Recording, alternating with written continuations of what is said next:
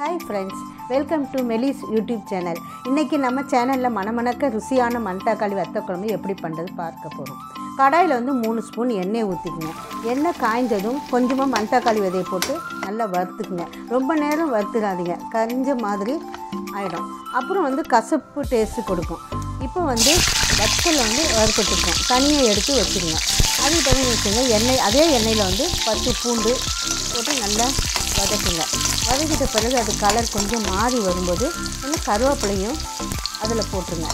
கருவேப்பிலையும் போட்டு நல்லா பொரிஞ்சு வரும். பொரிஞ்சு வந்த பிறகு என்ன செய்யுங்க, ஒரு 15 சின்ன வெங்காயத்தை எடுத்து அதையும் போட்டு நல்லா கொஞ்சம் வதக்குங்க. ரொம்பவும் முழுசாகவே போட்டுருங்க. ரொம்பவும் போட்டு வதக்கிடாதீங்க.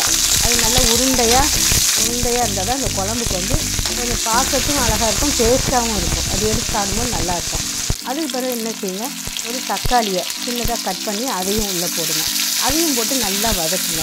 நல்லா வதங்கி வரும்போது அதில் வந்து கொஞ்சோல ஒரு அரை டீஸ்பூன் உப்பு போடுங்க.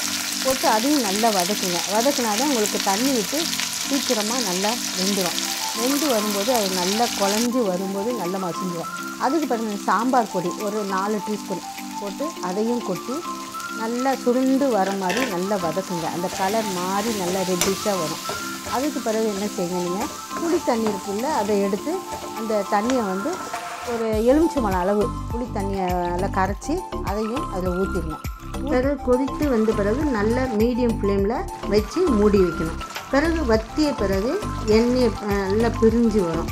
நல்லா பிரிஞ்சு வரும்போது மணத்தக்காளி விதையை போடணும். போட்டு அதுக்கு பிறகு நல்லா கிண்டி சுருண்டு வரும்போது ஒரு பாத்திரத்தில் எடுத்து வச்சுருங்க. எடுத்து வச்சுன்னு மணத்தக்காளியுடைய நம்முடைய ருசியான வத்த குழம்பு சூப்பராக ரெடி ஆயிடுச்சு.